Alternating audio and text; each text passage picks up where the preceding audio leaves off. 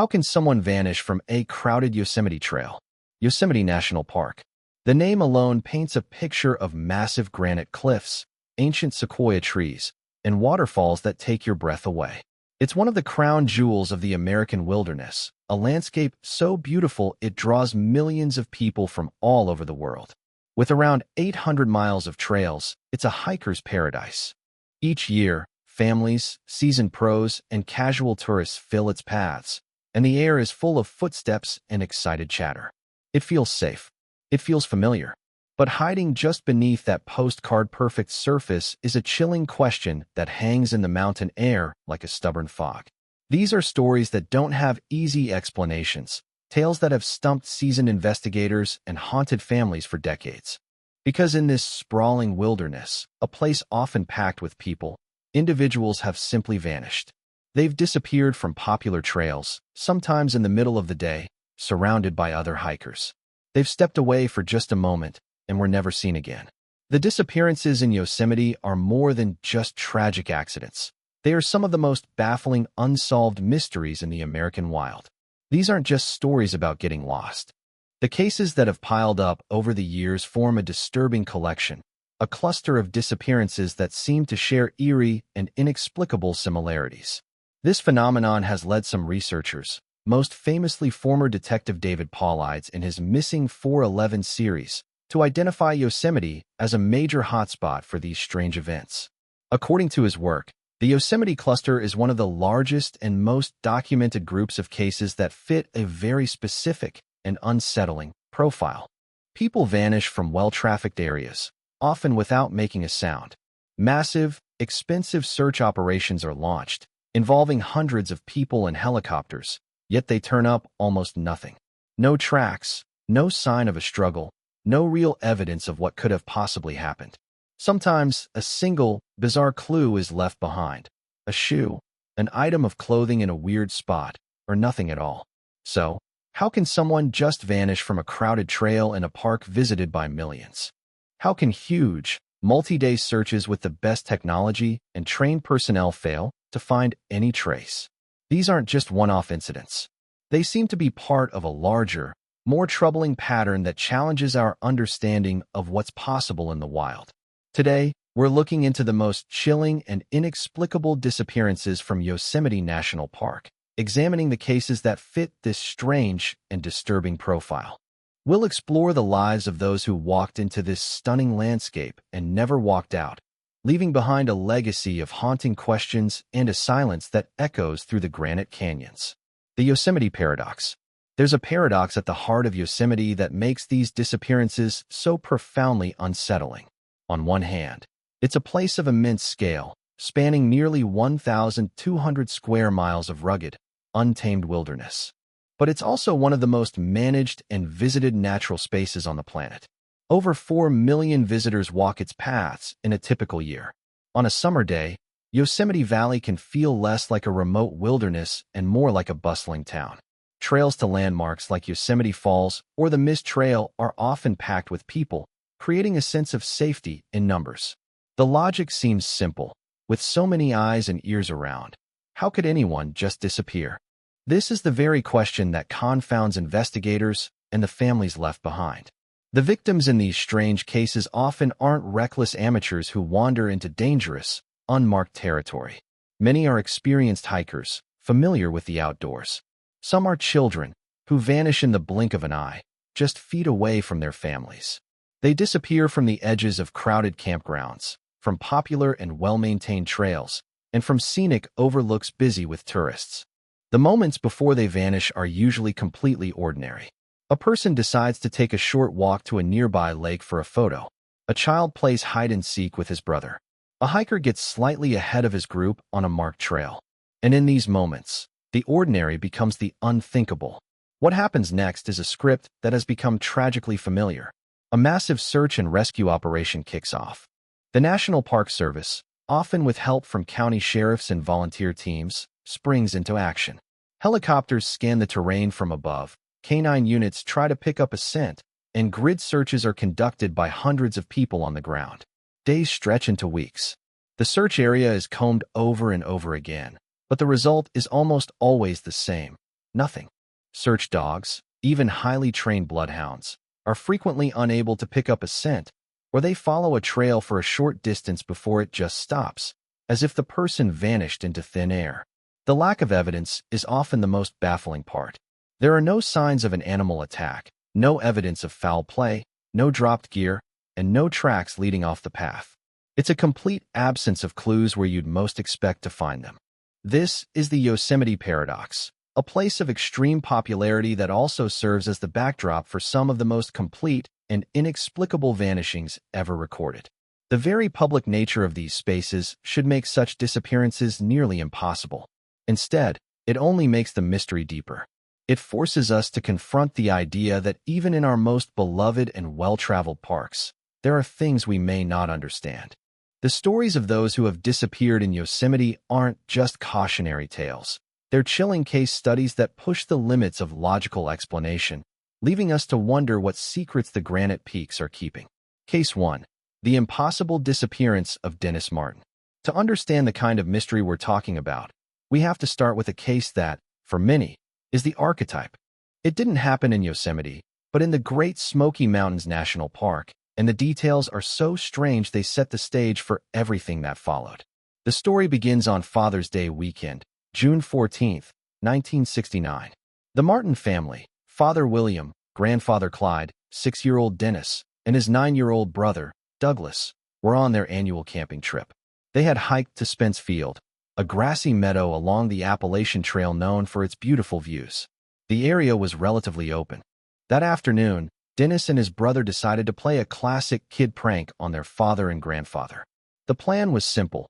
They would hide in the bushes on opposite sides of the trail and jump out to surprise them. The boys, along with some other kids, ran off to hide. William Martin watched his son Dennis, who was wearing a bright red t-shirt, disappear behind a bush just 50 feet away. It was the last time he ever saw him. A few minutes later, the other kids jumped out, and the prank was over. But Dennis never appeared. At first, nobody panicked. William called his son's name, expecting him to pop out. When he didn't, the family started searching the immediate area. 5 minutes turned into 20. How could a little boy in a bright red shirt disappear so completely from such a small area in just a few moments? As the afternoon wore on and a cold rain began to fall, panic set in. William Martin hiked for miles to the nearest ranger station to report his son missing, triggering what would become the largest search in the history of the Great Smoky Mountains National Park. The scale of the search was huge.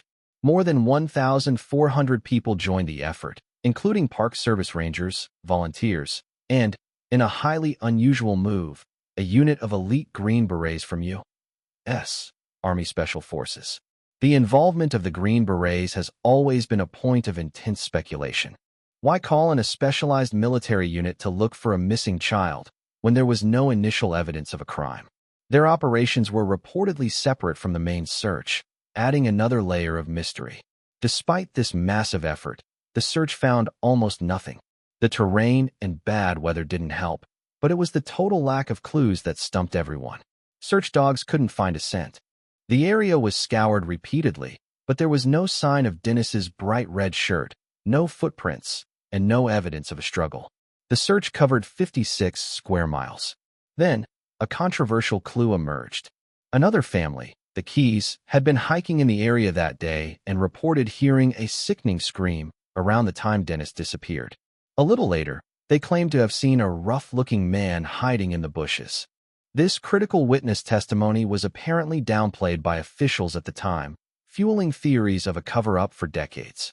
Days later, a set of child-sized footprints was found several miles from where Dennis was last seen. The prints suggested the person was wearing only one shoe, matching the Oxford-style shoes Dennis had on. But the trail went cold. The search was finally called off in September. Years later, in 1985, a man illegally harvesting ginseng in the park claimed he had found the skeletal remains of a small child in a remote area around the time Dennis vanished. But he was afraid of being prosecuted and never reported it. When investigators went to the location he described, it was too late. Nothing was ever found. The Dennis Martin case is foundational. A child vanishes within sight of his family in moments. A massive search involving military specialists finds nothing. Key witness testimony seems to get brushed aside. A single, bizarre clue appears miles away. It's a story that defies easy explanation and serves as a chilling blueprint for the pattern of disappearances that continues to haunt America's national parks. Case 2. The Return of Stephen Kabatsky. While many of these strange disappearance cases end in tragedy or permanent mystery, some take an even weirder turn. These are the rare times when the missing person comes back, but their return only makes the puzzle more confusing. The case of Stephen Kabatsky is one of those stories.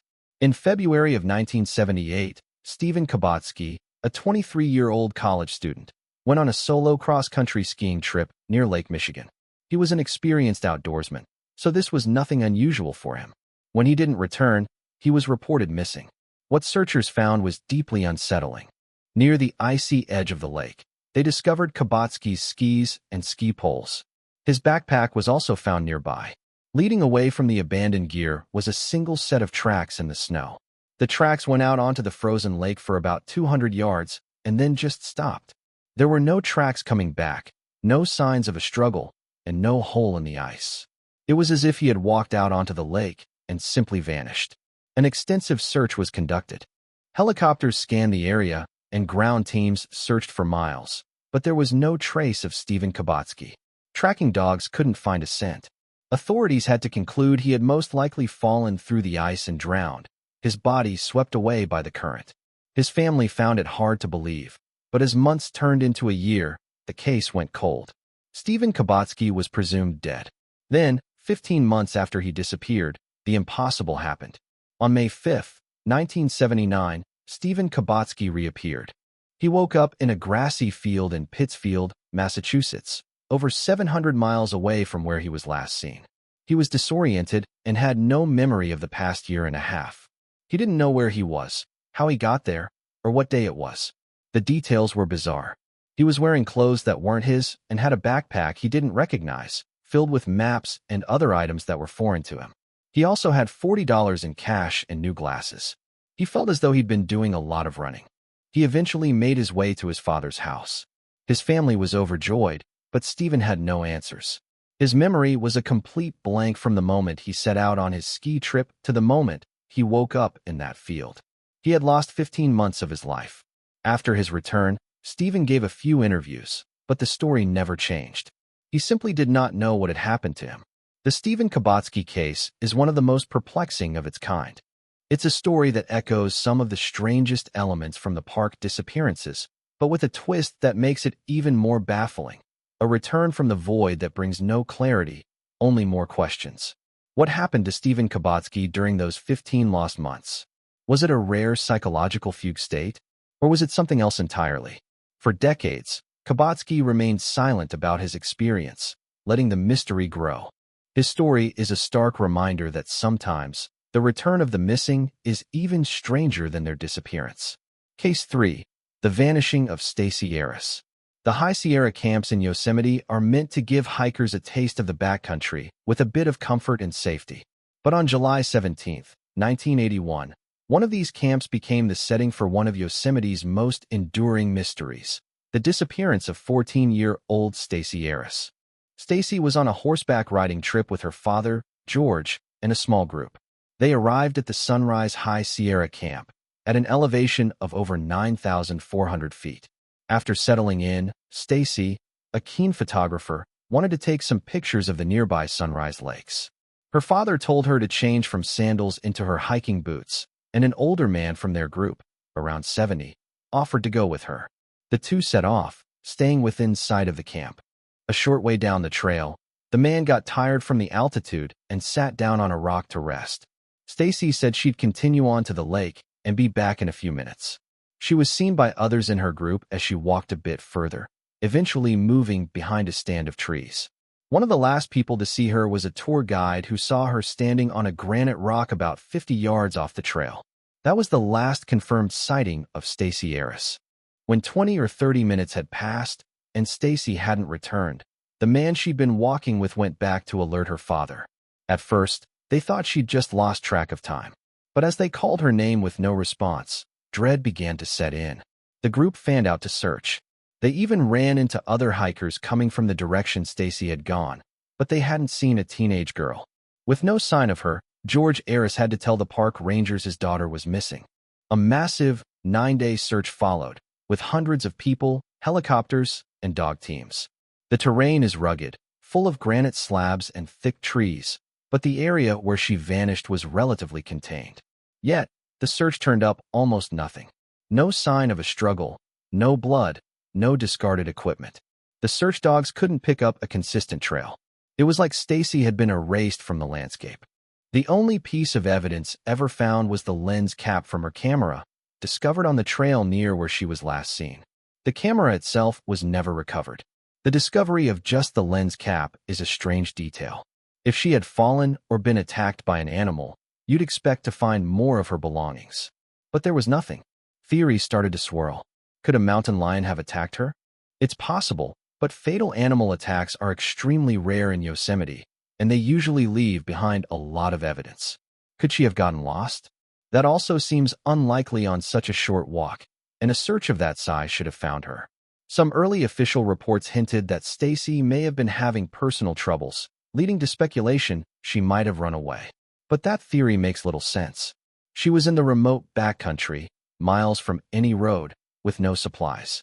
It would have been a nearly impossible place to stage a runaway attempt from. The case of Stacy Ayres is now a cornerstone of the missing 411 research, mostly because of the baffling lack of evidence. Researchers like David Paulides claim the full case file is around 2,000 pages long, but those claims can't be verified because the National Park Service has denied Freedom of Information Act requests for the complete file, citing privacy concerns. This refusal to release records has fueled speculation that authorities might know more than they're letting on. Stacy Ayres walked into the Yosemite wilderness for a moment to capture its beauty and vanished forever, leaving behind her family and a single, plastic lens cap. Her story is a chilling example of the impossible disappearances in Yosemite. A person gone from a well-traveled area in a short amount of time, leaving behind a mystery as vast as the mountains themselves. Case 4. The experienced hiker, Michael Fisery. The disappearances in Yosemite aren't limited to children or casual tourists. In fact, one of the most unsettling patterns is that the victim is often an experienced and well-prepared outdoors person. This detail makes their vanishing all the more strange. If someone who knows the wilderness and prepares for it can disappear without a trace, what does that mean for everyone else? The case of Michael Fisery is a perfect example. On June 15, 2005, Michael Allen Fisery, a 51-year-old man from nearby Mariposa, set out for a solo hike in the Hetch Hetchy area of Yosemite. Fisery was no novice. He was a highly experienced backpacker with over 30 years of hiking under his belt and knew the Sierra Nevada wilderness intimately. He had even survived a broken ankle in Yellowstone and had to crawl his way back to safety. This was a man who understood the risks and knew how to handle himself. He had a valid wilderness permit for a multi-day loop. When he failed to return by June 19th, his family reported him missing. His car was found at the trailhead, confirming he'd started his trip as planned. This kicked off one of the most expensive search and rescue operations in Yosemite's history, costing an estimated $500,000. Given Fisery's experience, rescuers first thought he'd likely been injured. The search was intense, focusing on his planned route. For days, teams scoured the rugged terrain around Hetch Hetchy. Yet, they found nothing. Then, they made a perplexing discovery. Searchers found Michael Fisery's backpack, but it wasn't on his planned route. It was found near Tiltil Mountain, in an area of extremely rugged terrain that wasn't part of his intended loop. Why would such an experienced hiker go so far off his planned route into such a treacherous area? The contents of the backpack only made things more confusing. Most of his gear was there, but a few key items were missing: his water bottle, his camera, and a map. The absence of these specific items is bizarre. It suggests he may have left his pack to go on a short side trip, maybe to get water or take a picture. But why would he leave his main pack in such a remote and difficult spot? And where did he go? The search zeroed in on the area where the pack was found. There was a river in a steep canyon below, leading to a plausible theory. Maybe Fisery went to get water, slipped, fell in, and was swept away. It's a tragic but logical scenario. However, despite exhaustive searches of the river and the canyon, no trace of Michael Fisery, not his body, not his clothing, not his camera, was ever found. The fact that a hiker as experienced as Michael Fisery could vanish so completely is what makes this case so unsettling. He wasn't a tourist who wandered off a paved path. He was a veteran of the backcountry. He had the right gear, a plan, and the skills to survive. He'd even survived a serious injury in the wild before. Yet, something happened on that trip that led him to abandon his backpack in a strange location and disappear from the face of the earth. His family was left with endless questions. Was it simply a tragic accident in a place so remote that his body will never be found? Or was it something else, something that fits into the strange and unexplainable category of cases documented by researchers? The disappearance of Michael Fisery is a sobering reminder that in Yosemite, experience is no guarantee of safety. It highlights a core element of the missing 411 profile, that even those who should be safest in the wilderness can become victims of its deepest mysteries. After looking at these individual stories, a disturbing picture begins to emerge. These might not just be disconnected, tragic events. Some see them as data points in a larger, unsettling pattern. When researcher David Paulides examined cases like these for his Missing 411 books, he identified a series of common threads, or profile points, that he argues link many baffling disappearances in parks across North America. The Yosemite cluster, he claims, is one of the most concentrated collections of cases that exhibit these strange commonalities.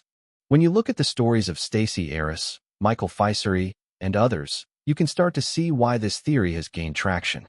One of the most prominent points is the location. Victims often vanish from areas that are either well-trafficked or very close to family and friends. Stacey Aris disappeared on a short walk from a bustling camp. This goes against the common idea that people only get lost when they're deep in the wilderness. Another baffling element is the role of search dogs. In a significant number of these cases, highly trained canines are either unable to pick up a scent at all, or they follow a trail for a short distance before it abruptly stops, often in the middle of an open area. This happens even when the search begins just hours after the person goes missing. It's as if the person was lifted off the ground. The weather is another factor that often plays a strange role. In many cases, the person disappears in clear conditions, only for a sudden and severe storm to roll in shortly after the search begins, like the downpour in the Dennis Martin case. This sudden weather change not only makes the search harder, but also quickly erases any tracks or evidence. It's a recurring coincidence that feels almost too convenient. Perhaps the most iconic and bizarre profile point is the condition in which victims are found, if they are found. It's incredibly common for victims to be found missing their shoes or other clothing, even in harsh weather. The single, shoeless footprint in the Dennis Martin search is a classic example. In other cases, a deceased person is found in an area that had already been thoroughly searched multiple times. And, as seen with Michael Fisery, finding a lone backpack or a single item like a lens cap is a common thread. The main gear is found, but the person is gone, along with one or two small items. This suggests the person may have intended to come right back. Finally, Paulides' research points to some unusual victim demographics. He claims, for instance, that people with German heritage or German names appear with unusual frequency, though this is one of the more controversial and statistically unverified points of his theory. Many victims are also highly intelligent, physically fit, and experienced in the outdoors, like Michael Fisery. When you assemble these profile points, vanishing from a safe area, dogs failing, sudden bad weather, missing clothing, you can see why these stories fuel so much speculation.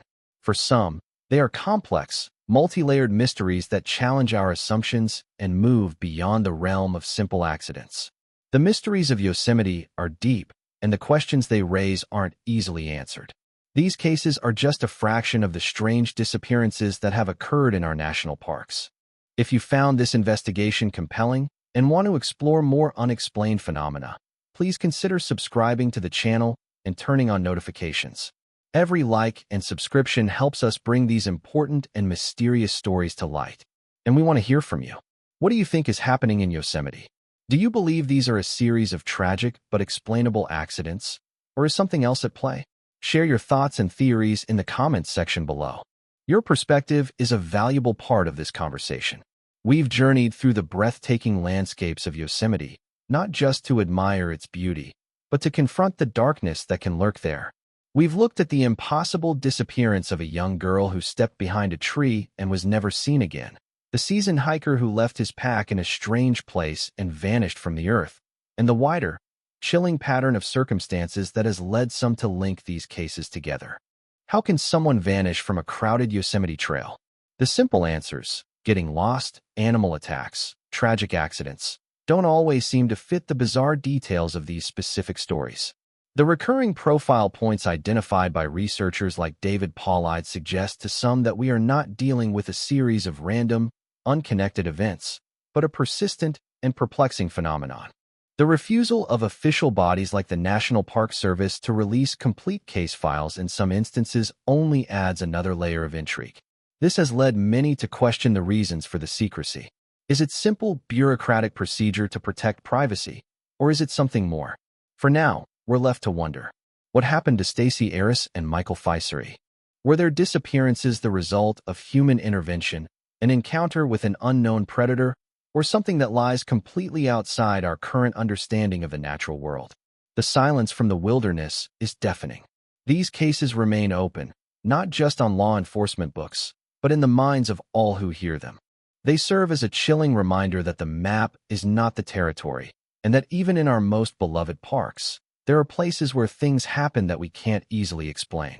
The granite cliffs of Yosemite stand as silent witnesses, holding their secrets close, leaving us to look into the vast, beautiful, and sometimes terrifying unknown and wonder.